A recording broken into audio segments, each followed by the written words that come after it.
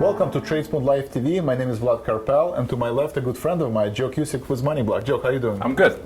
So I'd like to turn our attention to mechanics of the trade, where we recommend one trade recommendation a day, using Tradespoon technology. And the first sticker that I'd like to go over is in the retail sector, Under Armour, ticker symbol UA. Joe, what do you see for Under Armour going into the next week? You know what? Under Armour's pricing in about a $4 move at this juncture. You've seen that the stock is going to be in more of the volatile environment at this juncture. You have XRT, which is the retail ETF. Because retail sales are going to be out, there's a lot of vol in there right now. I think the IV rank is all close to 90% there. High anticipation of potential violent moves, and I think that's being reflected in the underlying right now.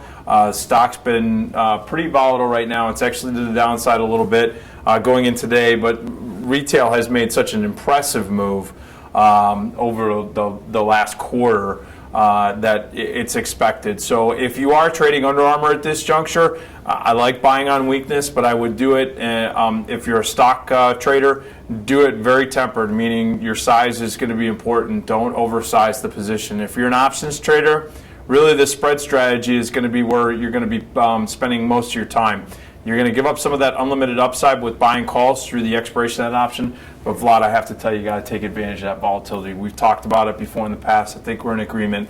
That would be the highest probabilistic trade. And as always, you can use the trade and probability calculator on the idea where you can kind of get a better idea. As you've talked about looking at price targets, you lay it out here really nicely with about a 14% probability of being above 81, selling anywhere between the $75 and $80 calls at this juncture, or $80 calls, excuse me. It seems to make sense taking advantage of that implied volatility that's built into the option.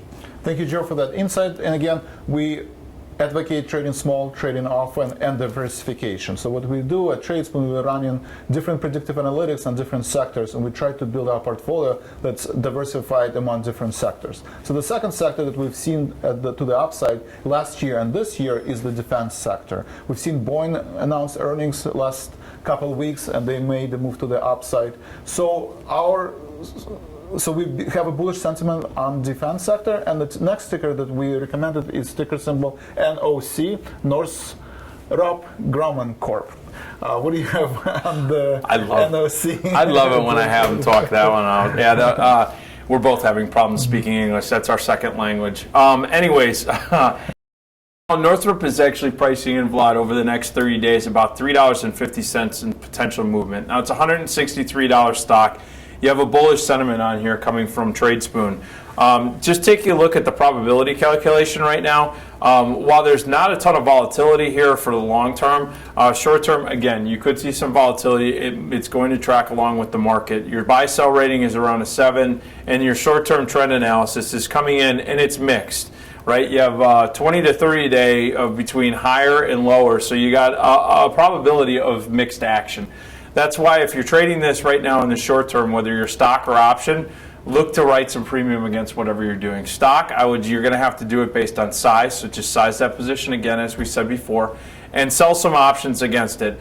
If you're buying calls, sell an upside call against it, take advantage of that implied volatility spike that we're seeing in the short term. But as we've always said, if you have that bullish sentiment, buying on weakness but being measured is probably the most prudent action right now.